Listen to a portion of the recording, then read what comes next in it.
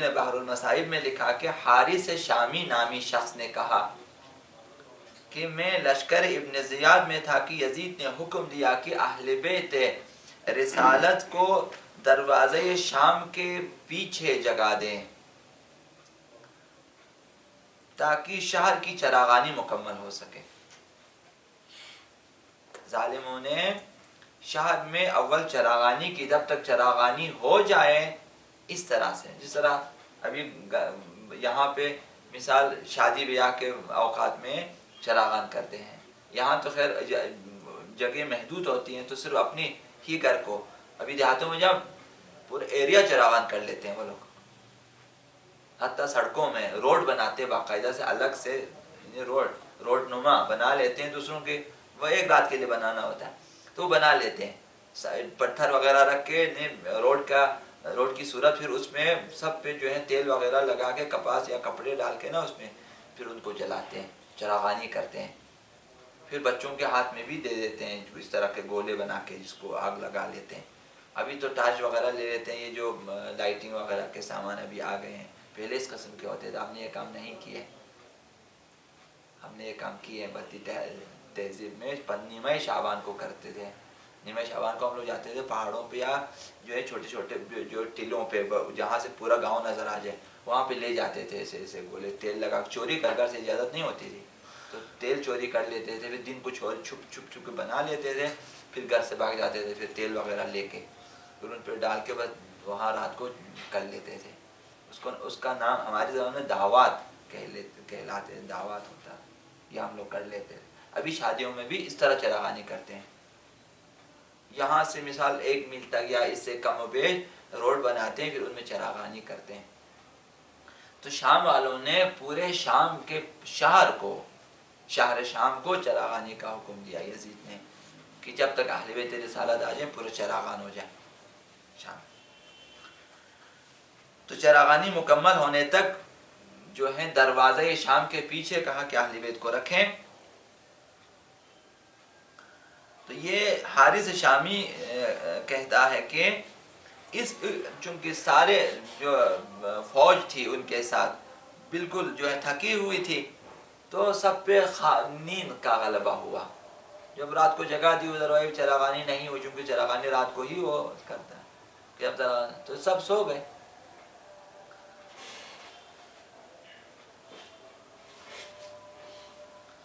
یہ کہتا ہے میں بھی لیٹ گیا، میں بھی اسی فوج میں تھا، میں بھی لیٹا لیکن میں بیدار تھا،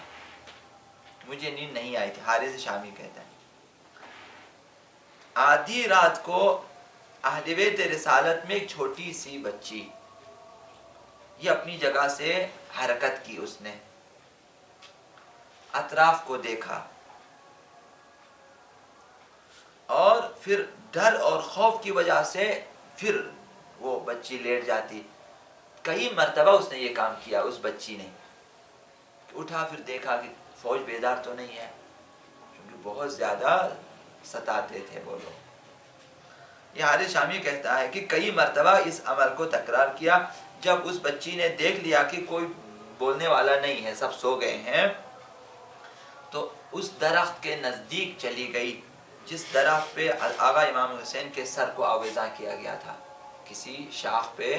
درخت کی شاخ پہ آقا امام حسین کے سر کو لٹکایا گیا تھا۔ حارث شامی کہتا ہے کہ وہاں جا کر اس بچی نے اس شاخ کو دیکھا اور رونا شروع کیا۔ ایک مرتبہ یہ شخص کہتا ہے میں نے دیکھا کہ وہ شاخ جس پہ سر منور آقا امام حسین آویزاں تھا، اس قدر نزدیک آئی وہ شاخ کہ اس بچی کے چہرے کے بالکل مقابل تک وہ شاخ نیچے آ گئی۔ تو اس بچی نے سر مقدس سے کہا کہ السلام علیکہ یا ابتا، بابا آپ پہ میرا سلام، وا مصیبتا، ہائی مصیبت، بعد فراقک، آپ کی جدائی کے بعد۔ تو میں ہلکا ترجمہ کروں گا، وا غربتا بعد شہادتک، یعنی آپ کی شہادت کے بعد ہم غریب ہو گئے۔ ایک مرتبہ آقا امام حسین نے فرمایا کہ اے میری آنکھوں کے نور، جو ہے تمہاری تکالیف اور تازیانوں کے دن اور جھاڑیوں پہ چلنے کے دن ختم ہو گئے، بہت جلد تم میرے پاس آ جاؤ گی، اور جو کچھ تمہارے اوپر وارد ہوا مصیبتیں جو تمہارے اوپر آئی ہیں ان پہ صبر کرنا۔ یہ حارث کہتا ہے کہ اس قدر آقا امام حسین نے اس بچی کی دلجوئی کی کہ وہ بچی نے رونا بند کر دیا، اس قدر دلجوئی کی، رونا بند کر دیا، آنسو تھم گئے۔ یہ کہتا ہے کہ میں اس واقعے کے بعد اس فکر میں تھا کہ امام حسین نے اس بچی کو اس طرح سے کہا کہ وہ یہ بہت جلد، یہ کہتا ہے کہ چند راتوں کے بعد یہی بچی خرابہ شام میں دنیا سے چلی گئی اور شہید ہو گئی، اور انہوں نے لکھا کہ بحر المصائب میں کہ یہ بچی وہی رقیہ دختر آقا امام حسین تھی۔ تو یہ بھی 70واں مقام آقا امام حسین نے گفتگو کی۔ تکلم سر مقدس آقا امام حسین دروازے شام پہ، اسے قمی نے محمد قمی نے اربعین حسینیہ میں لکھا ہے کہ علی بن احمد نے کہا، یہ حدیث جس پہ علماء نے بہت زیادہ اعتماد کیا ہوا، یہ کیسی حدیث ہے، انہوں نے لکھا ہے علی بن احمد نے کہا کہ مفضل بن جعفر نامی شخص آیا اور میرے ہاتھ کو پکڑا اور کہا کہ خدا کو گواہ ٹھہراتا ہوں کہ میں نے محمد بن ہارون سے سنا ہے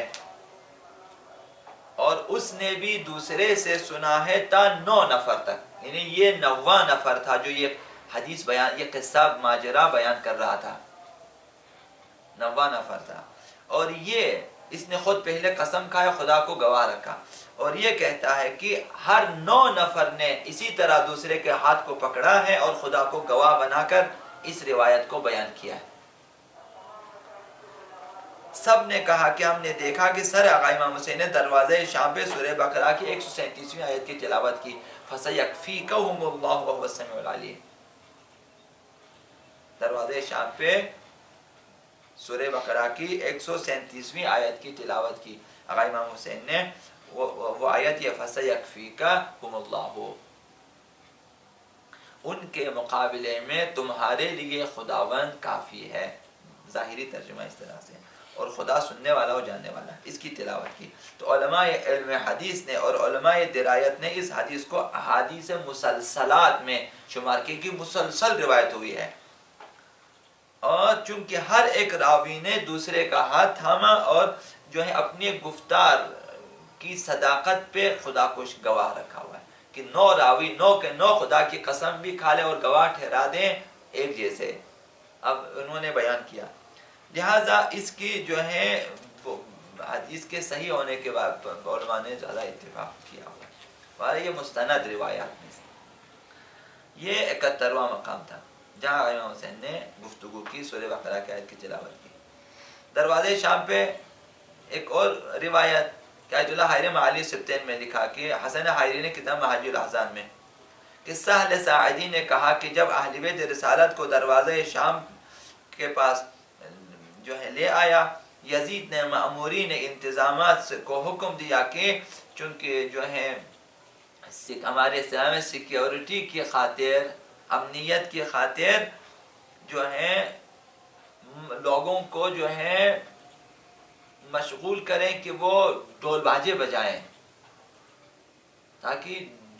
دوسرے جو دور دور سے سنیں اور دشمن جو ہے وہ نہ کریں کہ ڈول باجے بجائیں اور شور کریں، رقص کریں، پائے کوبی کریں۔ سہل ساعدی کہتا ہے کہ میرا ایک رفیق تھا، دوست، نصرانی عیسائی دوست تھا، وہ میرے ساتھ کھڑا تھا، میرے شانوں پہ اس نے ہاتھ مارا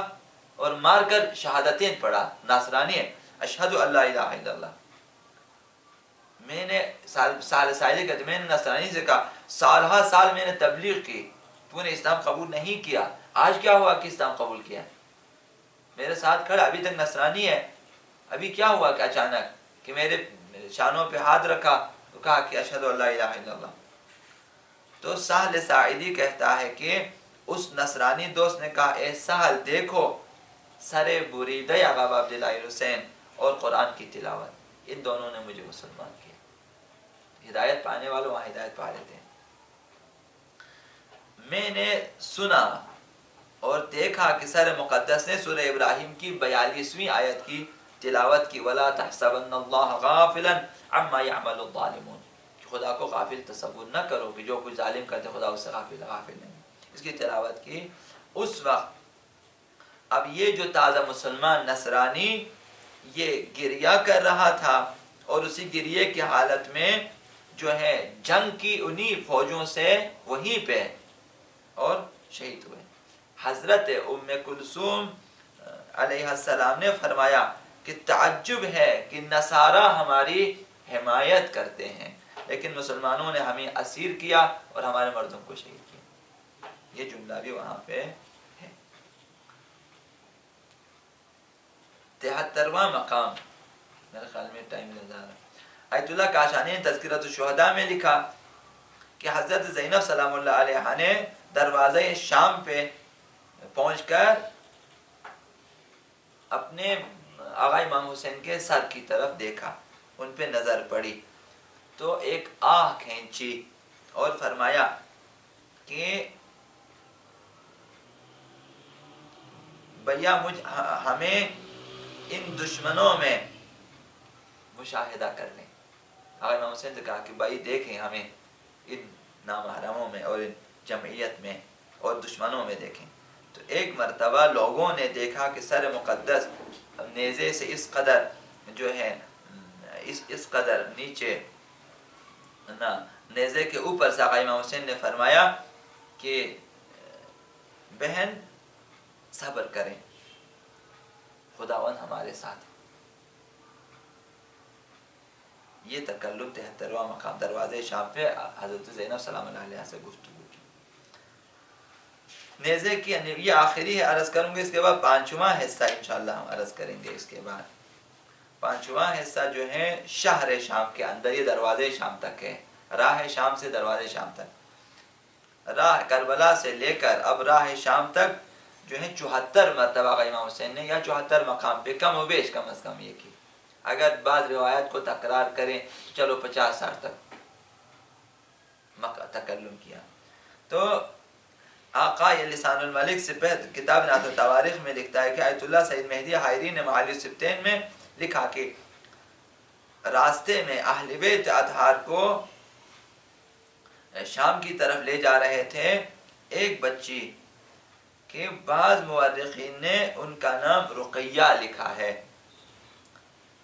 اپنے بابا کی آواز کو سنا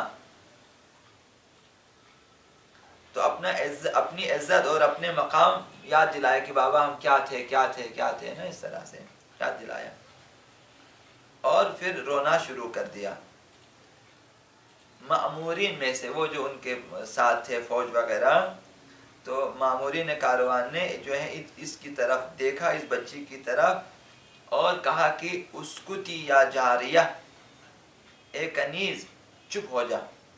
فقد آذیتنی ببکائک، اپنے رو رو کر مجھے تنگ کیا ہے۔ ایک تو اس کو کنیز کہا، دوسرا کہ مجھے اذیت دی ہے۔ وہ بچی جو ہے بہت زیادہ رونے لگی جب اس نے غصہ کیا۔ پھر اس ظالم نے کہا کہ اسکتی یا بنت الخارجی، خارجی کی بیٹی چپ ہو جا۔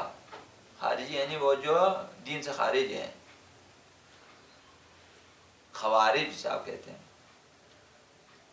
تو یہ اس بچی نے حضرت رقیہ نے رخ کیا سر آقا امام حسین کی طرف اور کہا کہ یا ابتا قتلوک ظلما وعدوانا وسموک بالخارجی، بابا آپ کو ظلم و ستم سے شہید بھی کیا اور آپ کو خارجی بھی کہہ رہے ہیں۔ جب اس بچی نے ان کلمات کو اپنے بابا کے سر کے ساتھ گفتگو کی اور اس ظالم نے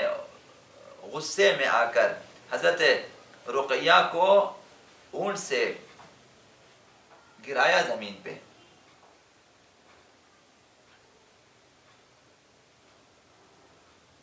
تاریکی شب تھی، رات کی تاریکی، اور کانٹے دار راہوں پہ، خاردار راہوں پہ یہ بچی چلتی تھی اور دوڑتی تھی، پاؤں مجروح اور بالکل تھکی ہوئی تھی، اور بابا بابا کہہ رہی تھی۔ جس قدر یہ بچی فریاد کرتی تھی کوئی متوجہ نہیں ہوتا تھا۔ ایک مرتبہ دیکھا کہ وہ نیزہ جس پہ سر آقا امام حسین تھا زمین میں گڑ گیا، کچھ زمین میں وہ نیزہ چلا گیا۔ اقتلع الرمح الذي كان عليه رأس الحسین من ید حاملہ، جس کے ہاتھ میں نیزہ تھا نیزہ زمین میں گیا۔ وانشقت الارض، اور زمین جو ہے وہ پھٹ گئی۔ لشکریوں نے، فوجیوں نے کوشش کیا کہ اسے نکالیں، جو نکالیں، تو یہ نہ نکال سکے اس نیزے کو۔ تفصیلی روایت آپ نے سن لیا، میں یہاں سے عرض کر رہا ہوں ترجمہ کر کر کے، اور آہستہ عرض کر رہا ہوں۔ تو نیزے کو نہیں نکال سکے، تو لشکر کا جو سر لشکر ہے یہ آگا حضرت آقا زین العابدین علیہ السلام کی خدمت میں وجہ پوچھی کہ جو ہے یہ نیزہ کیوں نہیں نکلتا یہاں سے، تو امام سجاد علیہ السلام نے فرمایا کہ ایک بچی ہماری جو ہے وہ اونٹ سے گر گئی ہے، جب تک وہ نہ ملے یہ سر آگے نہیں جائے گا۔ تو حضرت زینب سلام اللہ علیہ سے یہ باتیں کی کہ ایسا ہوا، تو انہوں نے خود کو اونٹ سے گرا دیا زمین پہ، اور پھر عشق جو ہے گریہ و فریاد و فغان کے ساتھ جو ہے اس بچی کی تلاش میں گئی۔ تو ایک جگہ پہنچی، وہاں ایک سیاہی دیکھ لی انہوں نے، نزدیک چلی گئی، مشاہدہ کیا کہ ایک خاتون بیٹھی ہے اور اس بچی کے سر کو اپنے دامن میں رکھا ہوا ہے اور نوازش کر رہی ہے۔ سوال کیا کہ آپ کون ہیں؟ تو اس بی بی نے فرمایا انا امکی فاطمہ الزہراء،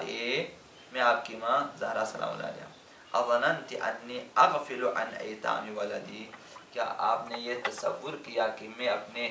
بیٹے کے بچوں سے، یتیموں سے غافل ہوں؟ واقعا عجیب ہے کربلا، میں غافل نہیں ہوں۔